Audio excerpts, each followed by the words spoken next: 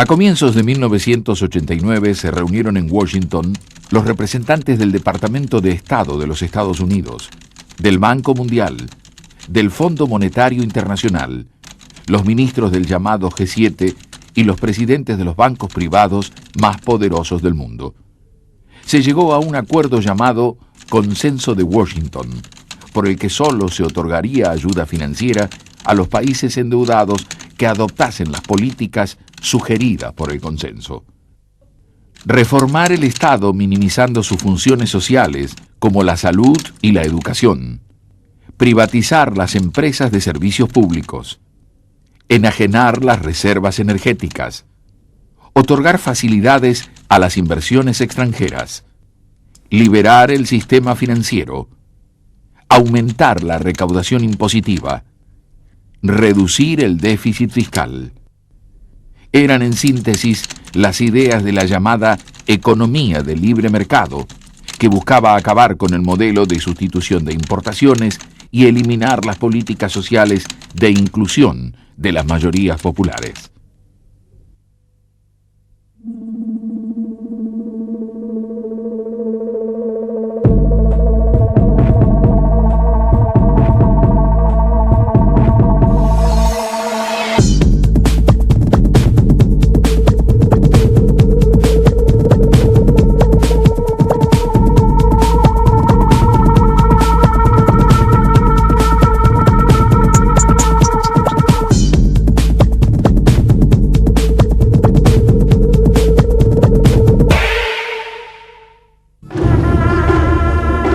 El 8 de julio de 1989, Carlos Saúl Menem asumió la presidencia de la República rodeado de las expectativas populares basadas en sus promesas electorales de salariazo y revolución productiva. Pero a poco de asumir el nuevo presidente, hizo suyo los postulados del Consenso de Washington y entregó el Ministerio de Economía al holding Bunge-Born. Menem siempre tenía un poco el concepto de Perón, es decir, que la economía había que entregarse a un empresario, no a un político, no a un técnico.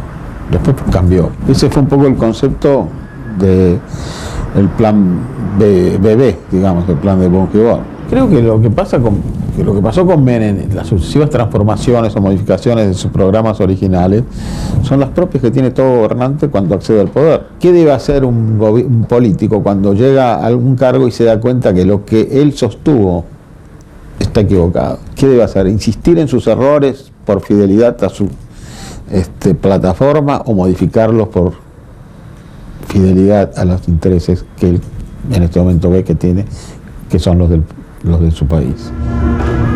Dos altos ejecutivos de Bunge-Born, Miguel Roig y Néstor Rapanelli, se sucedieron en el Ministerio de Economía. Rapanelli anunció el 17 de julio un plan de drásticas reformas para el sector público. Un acuerdo con 300 empresas líderes para congelar los precios por 90 días y la convocatoria a negociaciones paritarias entre empresarios y sindicatos. El ministro envió al Parlamento los proyectos de ley de reforma del Estado y de emergencia económica, que le otorgaban al Poder Ejecutivo amplias facultades para la ejecución de un plan de privatizaciones. Las leyes fueron aprobadas por ambas cámaras tras algunas reformas introducidas a instancias del radicalismo. El plan Bunge-Born fue un rotundo fracaso.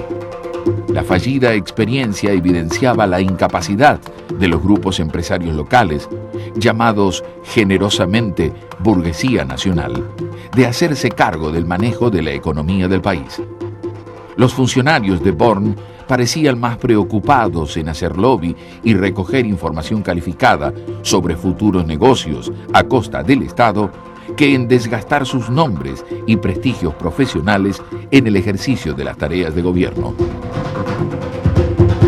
Habiendo logrado sus objetivos personales, pero dejando al país con una inflación mensual de 2 dígitos, el 15 de diciembre de 1989, Néstor Rapanelli le dejó el puesto al ex ministro de Economía de La Rioja, Herman González. Una de las primeras medidas del nuevo ministro fue el canje compulsivo de los depósitos a plazo fijo por bonos externos. Fue un acto de expropiación con graves consecuencias para los pequeños y medianos ahorristas, ya que, como suele ocurrir en estos casos, los grandes especuladores fueron avisados a tiempo. El primer día de cotización de los Monex, la lámina de 100 se vendió a menos de la mitad de su valor nominal. A través de esta medida, el Estado obtuvo fondos equivalentes a 4.600 millones de dólares. Los años transcurridos entre mediados de los 70 y fines de los 90 trajeron aparejadas profundas transformaciones. El Estado benefactor fue cuestionado por los factores de poder y se fue imponiendo un nuevo modelo conocido como neoliberal, que unía un pensamiento fuertemente conservador con el liberalismo económico.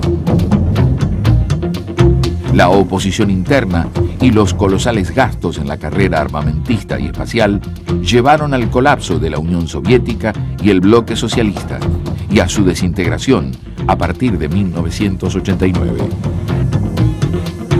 El fin de siglo encontró al mundo con una sola potencia hegemónica, los Estados Unidos.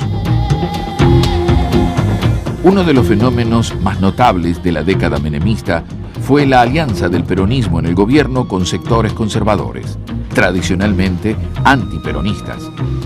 La mayoría de los cuadros del partido del ingeniero Alzogaray, la UCD, fueron ocupando puestos claves en el gobierno de Menem, llevando consigo la prédica privatista, que promovía la drástica reducción de la inversión social en salud y educación, y en el campo internacional, la alineación incondicional con los Estados Unidos.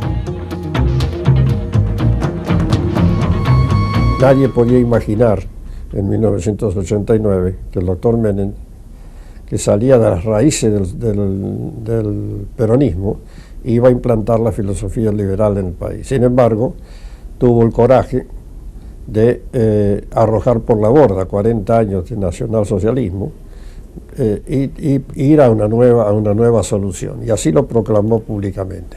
Por esa razón, nosotros decidimos al principio apoyar al doctor Menem, puesto que si él estaba realizando lo que habíamos predicado durante más de 30 años, no era posible que estuviéramos en contra. Nos hubiera gustado más poderlo hacer nosotros, pero no siendo esas las circunstancias que se produjeron en el país, debíamos apoyar a quien estuviera dispuesto a realizarlo. En ese contexto, el presidente norteamericano George Bush visitó la Argentina.